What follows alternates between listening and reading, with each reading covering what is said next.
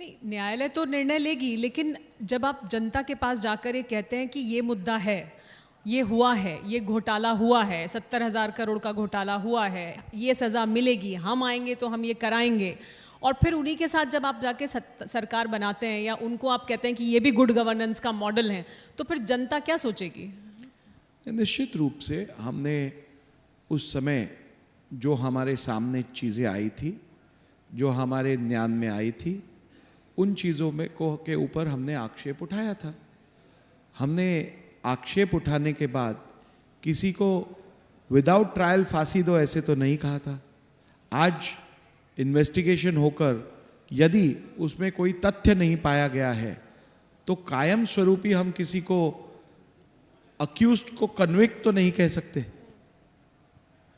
तो यही डिफरेंस है।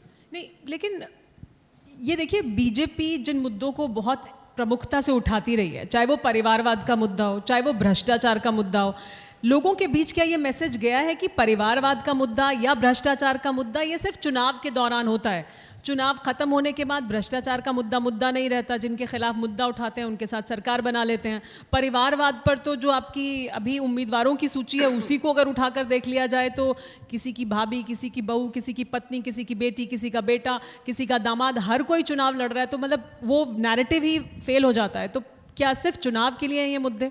क्या ये मैसेज है लोगों के बीच में? अभी परिवारवाद भारतीय जनता पार्टी को आरोप लगाना, मैं समझता हूँ ये सबसे बड़ा इग्नोरेंस होगा। ये वो पार्टी है जिसने एक चाय बेचने वाले मामूली इंसान को वहाँ से लेके देश का प्रधानमंत्री बनाया। ये वो पार्टी है जिसने देश की पहली आदिवासी महिलाओं को राष्ट्रपति का बहुमान दिया।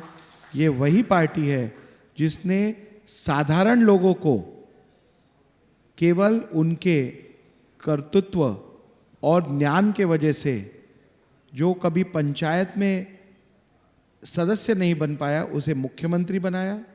फर्स्ट टर्म असेंबली में आते हुए किसी को अपना मेरिट देखकर स्पीकर बनाया। ये वो दल है। और इसीलिए मैं समझता हूँ परिवारवाद का आरोप भारतीय जनता पार्टी पे लगाना बिल्कुल अनफेयर है। जहाँ तक हो सके, देखिए, परिवार आज यदि एक केपेबल लीडर है, उस केपेबल लीडर का यदि एक केपेबल बच्ची या बच्चा है, लड़का या लड़की है, जिसने अपने मेरिट्स प्रूव किए हो, जो पॉपुलर हो, जो कार्यकर्ताओं के साथ रहता हो, उसे चांस देना, क्या ये परिवारवाद है? केवल आप एक लीडर के चाइल्ड हो, इसीलिए आपको मौका देना, ये शायद परिवारवाद हो सकता है। लेकिन उसका मेरिट इग्नोर करना और उसे डिनाई अपॉर्चुनिटी करना, ये मैं समझता हूँ परिवारवाद से भी ज़्यादा डेंजरस और अनफेयर है। राहुल जी, एक और बड़ा अहम सवाल है कि अभी तक जिस तरह के चुनाव होते रहे महाराष्ट्र में और जिन मुद्दों पर चुनाव होते रहे, इस बार क्या आपको लगता है कि ये चुनाव अलग है? पिछली विधानसभाओं से चुनाव अलग है क्योंकि पार्टियां भी अलग हो गई, पार्टियों में भी दो फाड़ हो गए। तो क्या ये अपनी अपनी आइडेंटिटी स्टैब्लिश करने का चुनाव है? क्या आपके मुताबिक है मुख्य मुद्दा इस चुनाव का? क्योंकि अब ऐसा लगता है कि असली शिवसेना कौन, नकली शिवसेना कौन, असली एनसीपी कौन, नकली एनसीपी कौन, क्या यही मुद्दे अहम मुद्दे हैं? क्या लोगों के बीच में भी एक भ्रम की स्थिति है? विचारधारा के स्तर पर भी वो कंफ्यूज्ड हैं क्योंकि इस विचारधारा के लोग उसके साथ खड़े हुए हैं, उस विचारधारा के लोग इसके साथ खड़े हुए हैं, तो किस मुद्दे पे हो रहा है चुनाव?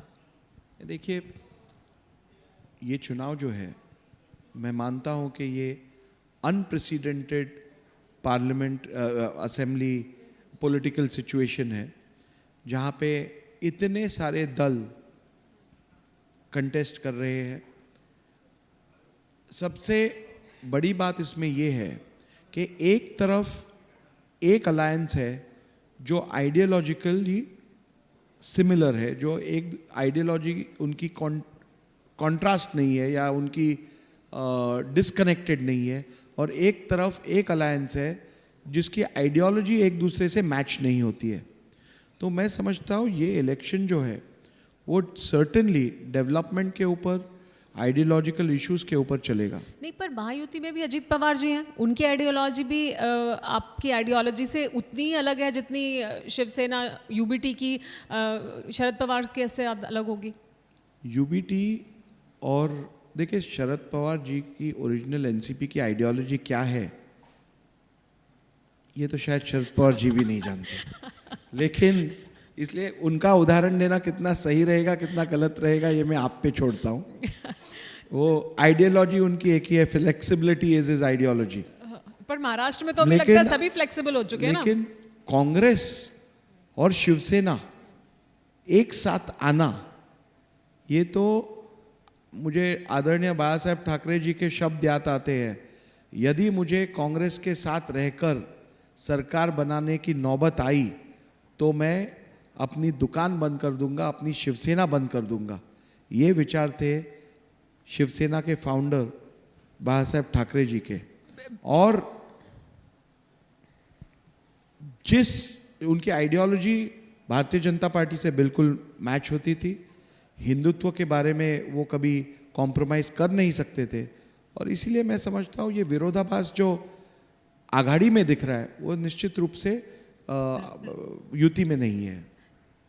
आघाड़ी में जो कॉन्फ्लिक्ट है वो आपके मुताबिक महायुति में नहीं है, लेकिन क्या बीजेपी ने जो पॉलिटिक्स की पिछले कुछ साल के दौरान, पिछले 5 साल के दौरान जो भी हुआ, उसके दौरान क्या शरद पवार जी की, क्योंकि अभी बात हो रही थी, शरद पवार जी को वापस एक लाइफलाइन मिली? शरद पवार जी इस वक्त क्या अपने राजनीतिक करियर के one of the strongest phases में इस वजह से पहुंचे क्योंकि देखिए उन्होंने लोकसभा में वापस रिवाइवल भी कराया, जिताया भी, उनसे पूछा गया कि किसके भरोसे आपके पार्टी के नेता खड़े रहेंगे, तो उन्होंने कहा मैं हूँ, और वो खड़े भी रहे और उन्होंने समर्थन भी हासिल किया विदर्भ में या बाकी जगहों पर। अब ये ऐसा क्या लगता है कि महायुति वर्सेस महाविकास आघाड़ी यानी कांग्रेस वर्सेस बीजेपी जैसा स्थिति पैदा हो गई है जो महाराष्ट्र में पिछले काफ़ी समय में नहीं थी? तो बीजेपी की पॉलिटिक्स की वजह से कांग्रेस पार्टी भी, शरद पवार भी, क्या उनको आपने एक ताकत दे दी?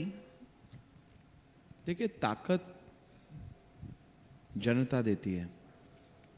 आज जनता ने अपनी ताकत किसके पीछे लगाई है हम सब देख सकते हैं।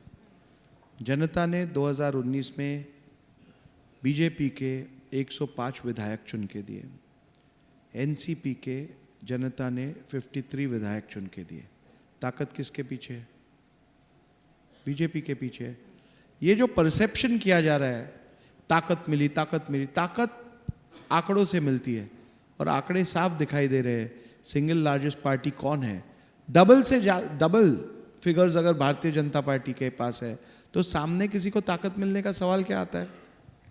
जी, हमारा आखिरी सवाल इस सेशन का, राहुल नार्वेकर जी को आप क्या उम्मीद करते हैं? चुनाव जीतेंगे तो फिर वापस हम विधानसभा अध्यक्ष के तौर पर देखेंगे कि कुछ और मंत्रालय, कोई और जिम्मेदारी उठाना चाहेंगे, कुछ और?